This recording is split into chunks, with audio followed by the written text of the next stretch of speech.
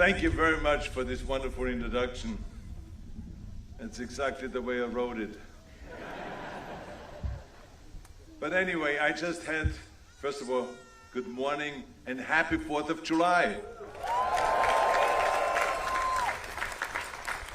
I just had the great pleasure of laying a wreath at George Washington's tomb.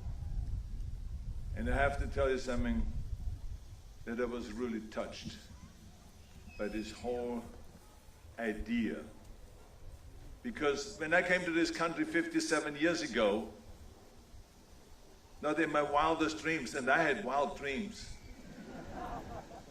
about becoming a most muscular man in the world, becoming a movie star, making a lot of money, becoming rich and famous and all that kind of stuff. But not, exactly, that's why I said most muscular man. You got to learn how to listen. Remember, God gave you 2 ears and only 1 mouth. But in any case, what I'm saying is, I was saying to myself, 57 years ago when I came to this country, not in my wildest dreams did I think about that one day this immigrant will be asked to lay a wreath at George Washington's tomb and to be asked to give the keynote speech at this spectacular event here today. So I feel absolutely delighted to be here. Absolutely, thank you. Thank you. And of course, after being here at Mount Vernon, I've decided that in my next movie I'm going to play George Washington. And Danny DeVito will play Jefferson. Oh no, maybe actually I have a better idea. Maybe Mrs. Washington. How about that, huh? Wouldn't that be cool? Now, actually, talking about making movies, I just finished a movie called The Man with the Bag. It's a Christmas movie where I play Santa Claus. And Santa Claus is, of course, all about giving. But today, however, you've given me a great gift. And that gift is to be part of this very meaningful ceremony. You know, I was told that there are thousands of spectators out there. And I have to say, you're a really good-looking crowd. Man, look at them all, smiley and everything. Well, I'm very excited that you're here, and I want to thank you all for coming. Big, big hand to all of you.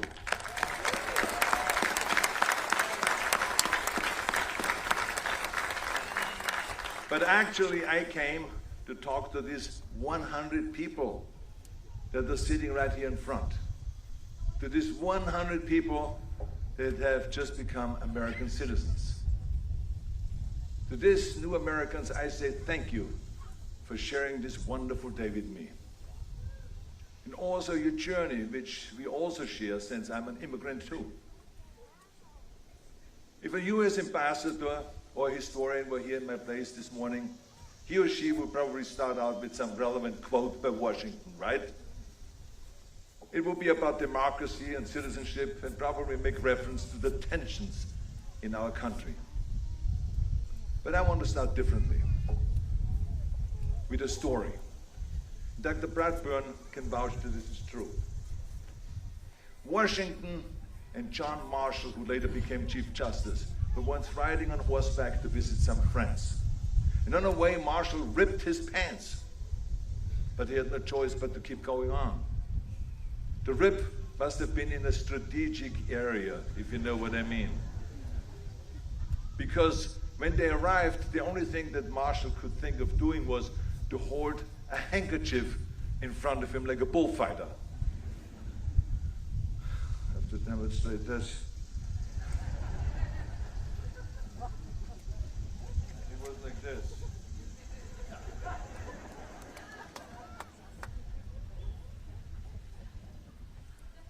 Well, on seeing this, Washington laughed so hard that it is said that it took a time for him to recover. Now today, we call upon that joyous, happy Washington, because this is a very joyous, happy day. We are here to celebrate you that were just sworn in. We're here to recognize what you have overcome, what you have achieved, to recognize the responsibilities that are still in front of you. I remember how happy I was when I became an American citizen. I tell you, it felt so great. It was September 17th, 1983.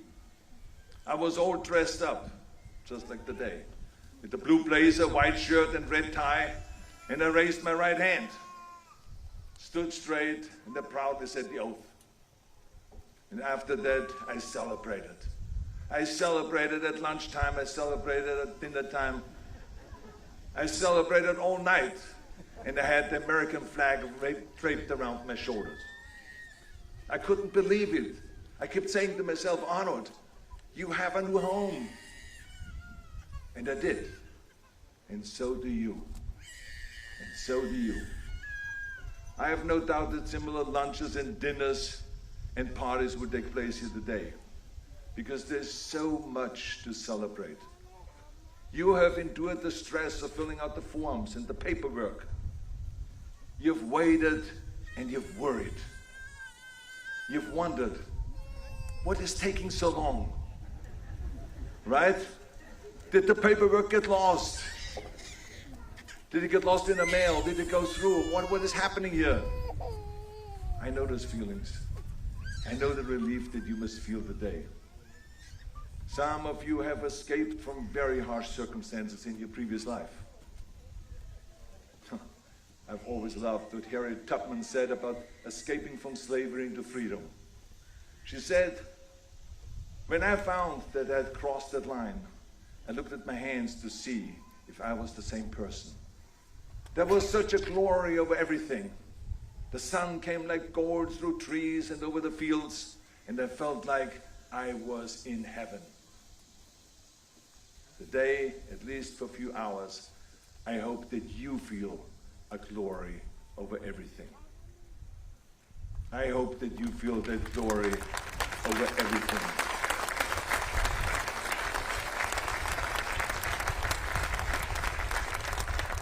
Now, I know that each of you has your own reason for wanting to be an American citizen.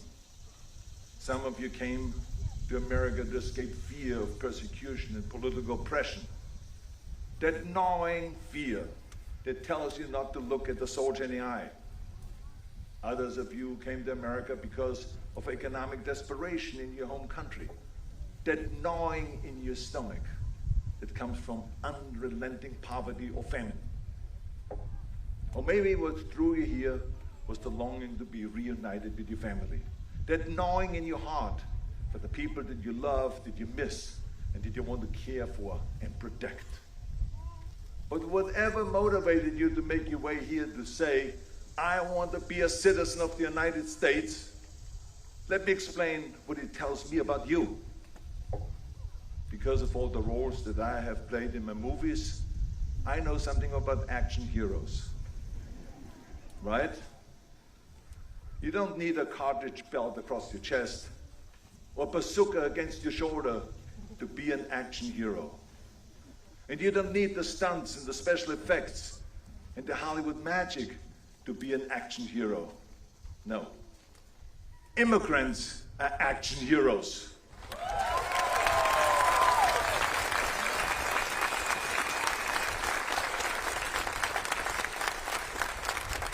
To tell you why I say that, because it took action to get here. Laziness did not get you here. Apathy did not get you here. A belief in the status quo did not get you here. No, action is what got you here.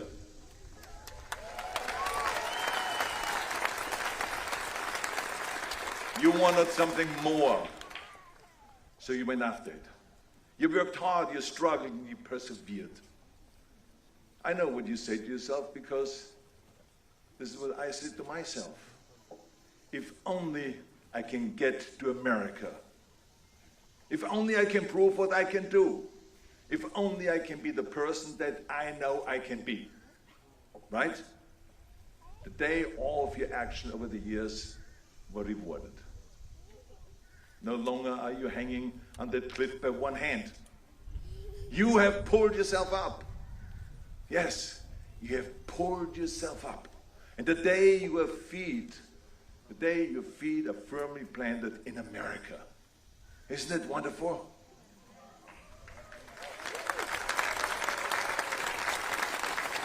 So, what now? What now? In return for all that America is doing for you, in giving you your freedom, peace, and opportunity, I ask you to think about what will you do for America? What will you do for America? When you took that oath, you were not putting your hand out for what you could get. No, you put your hand up in a promise of what you would do for America.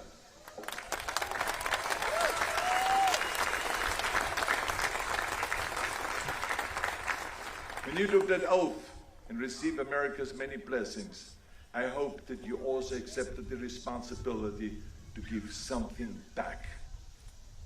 Giving back does not just mean to give money. It means giving of yourself to something beyond yourself. I remember that I first arrived in America a week before Thanksgiving. And the guy in the gym reached out to me and he said, "You're here by yourself. You're a foreigner. I barely can understand you." I can't blame him for that. He said, "Why don't you spend Thanksgiving with us, with my family?" His name was Bill Drake. And I met his father and his mother, and it was the most wonderful turkey dinner with all its trimmings. And as if that was not enough generosity, that same weekend after that fantastic meal, there was a knock on my door of my empty apartment across the street from the gym. I opened it, and a parade of bodybuilders walked in, all pumped up, one after the other, carrying things in their hands. One was carrying bed sheets, the other one pillowcases, the other one utensils. One was even carrying in a black and white TV. I was, I tell you, so impressed. It was a parade of generosity, turning my bare immigrant apartment into a home. That is a generosity that I will never forget. I will never forget that. That kindness left a lasting impression on me. And for the last 30 years now, I have been buying and handing out turkeys at the youth center in East Los Angeles. And I tell you something, that handing out those thousands of turkeys year after year is 100 times more rewarding than standing at the red carpet of a movie premiere.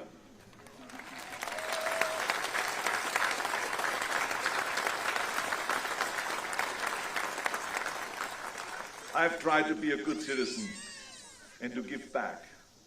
That's why I got involved in Special Olympics and became the national and international strength coach for the Special Olympians worldwide and promote Special Olympics worldwide.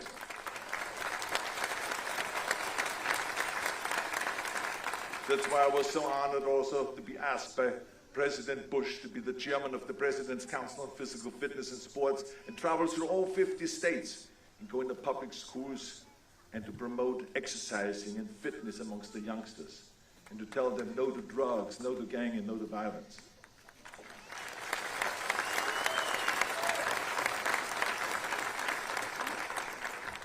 I helped our veterans getting homes, helped the homeless. I'm involved in combating climate change and promoting healthy living, advocating civil responsibility.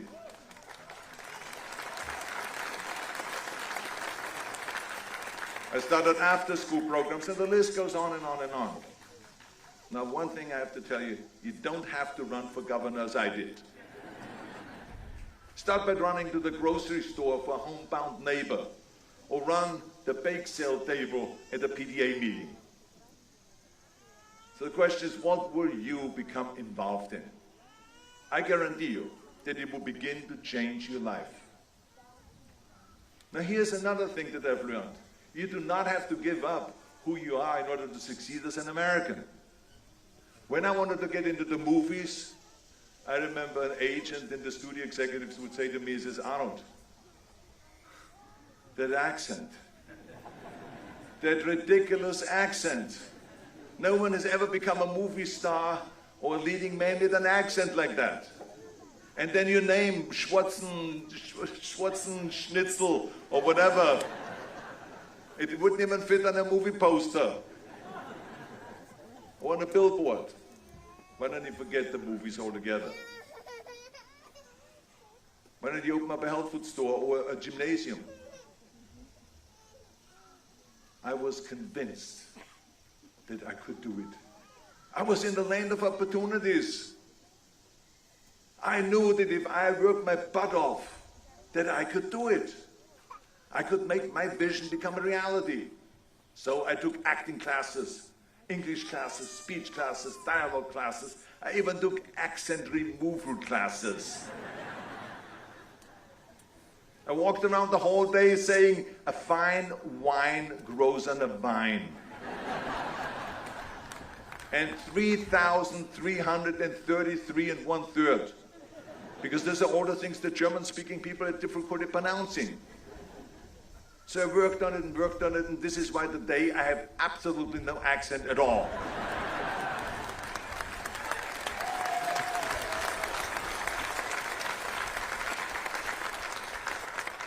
You're laughing, but I mean, it's not funny. I'm still looking for that coach to get my money back. But anyway, the bottom line is that an accent is nothing to be ashamed of. It is a memory of your past. It is telling a story.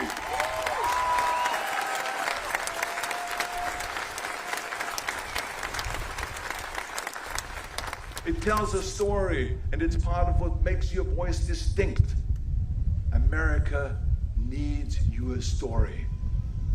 What I'm saying is that to be an American, you do not have to fit into a box. Trust who you are. Trust your vision of your future, and trust your vision of yourself. That is what is important. Now, some will say, Arnold, you are a little bit out of touch here with what is going on in this country. Your outlook is too rosy. Yes, I'm an optimist. I admit it. But I know what's going on. I know about the division that separates us. It is true what we see in everything that we see in the news. Things might look confusing, and yes, there is heartache. But let me tell you something. No matter how difficult of a time we go through sometimes in America, we always pull out of it. We always pull out of it.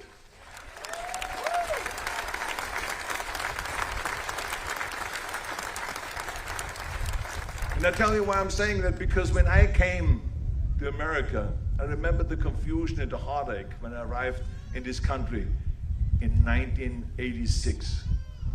Imagine now, the year that I came, Martin Luther King and Robert Kennedy were assassinated. Think about that. There were riots in the streets outside the Democratic Convention in Chicago. There were protests about the Vietnam War all over this country. It was craziness. The Vietnam War was tearing this country apart. C-141 cargo planes holding 35 to 40 flag-draped caskets per flight were coming from Southeast Asia. Imagine how many flights, how many flags that it took for 58,000 American soldiers to be returned back home. Think about that. And we pulled out of that difficult time. And we came back bigger and stronger than ever. So that's why I'm an optimist. We're gonna always come back, and we're always gonna move forward. That is the important thing. And the reason why I'm mentioning this is because I read that some Americans are actually so discouraged today that they want to move to another country. They don't know what you and I know, right? I mean, you and I spent years working to become citizens. We are not people who give up easily, no, right? America needs your strong immigrant spirit right now.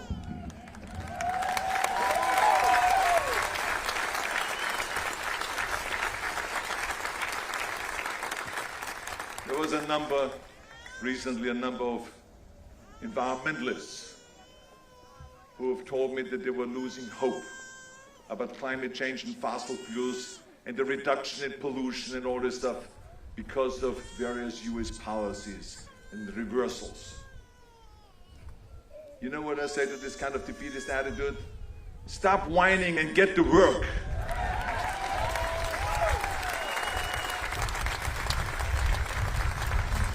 The thing that I know about immigrants is that you are not whiners. Because whining doesn't get you the green card or the citizenship. Whining does not put food on your table or pay the rent. Whining is weakness. Whining is weakness. There is a reason that you're here. You are the people that America needs right now. America needs you with your accent, with your memories of your homeland, the hope and dreams that you have, and your love and freedom for family. You do not just deserve to be in America, you are needed here. You are needed here.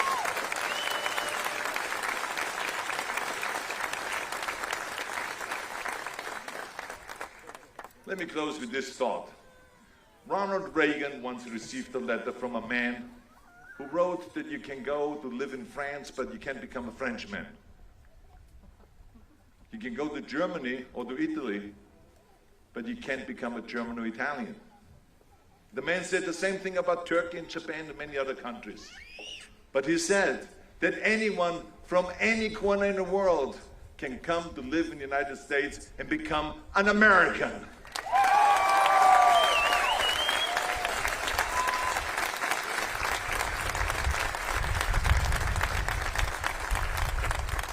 You are from many different places from all over the world, and today together you become one. You became an American. Yes, today you became an American, and I congratulate you. I am so happy that you're here. I'm so happy you're here. Thank you that you took this road to America together with me. And on behalf of all the citizens of this country, I congratulate you on becoming an American, and I welcome you to this land of opportunity, to the greatest country in the world. God bless all of you. Thank you very much. Thank you.